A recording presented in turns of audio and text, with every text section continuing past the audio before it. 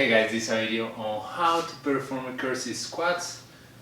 Let me talk about the movement, then we'll talk about the purpose and the points of performance. Simple movement, two positions, standing position with the foot. The only thing of the standing position is the foot that is going to be on the ground like this is going to be not under your hip but like right at the center, right? So because it's going to hold you over.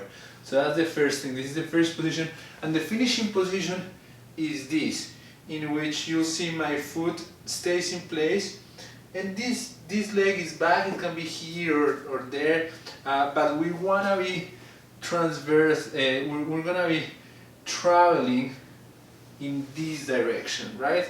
And as you saw there, my foot is down, right? So I am not here, I'm not pushing the floor away with the other leg. I'm just transferring the weight there.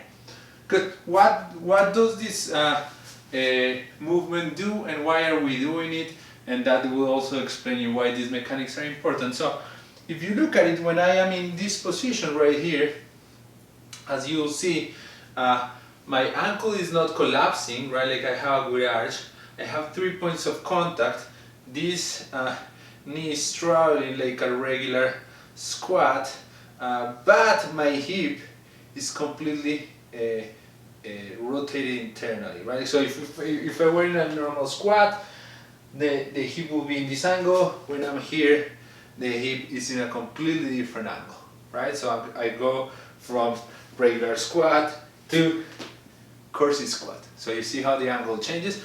This part doesn't change, but this angle changes, right? And being able to create force in those two angles is gonna create a very, very healthy knee joint and a very, very healthy hip joint, right? So that's all. Because that's what we're practicing. That's why it's so important to really go towards the side and up. And as you'll see, I'm going slow and controlled.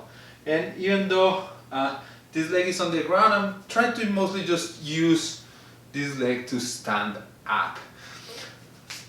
Good. This movement, as you perform it, is going to be very challenging if you have any inflexibility in either knee, ankle, or hip. And like most people has it, most people have inflexibility throughout the whole thing, so it's gonna flare the whole thing up. So what looks like a very simple exercise can be very, very challenging. So I expect that when you're starting, if you struggle with pistols, you're gonna struggle with this for sure. How to start?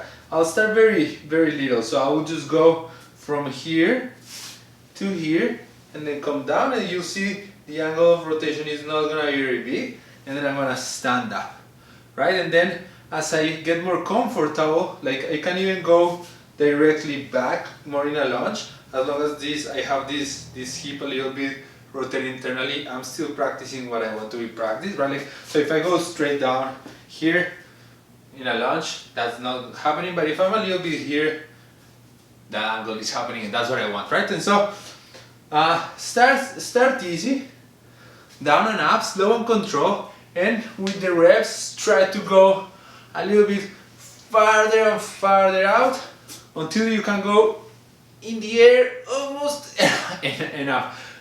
You can do a dragon pistol, which is when you go full leg there in the air and stand up.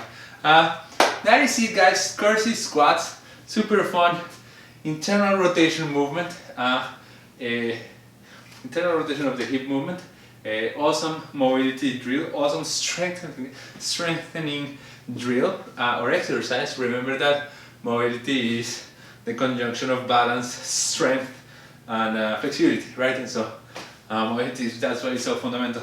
And yeah, give it a try.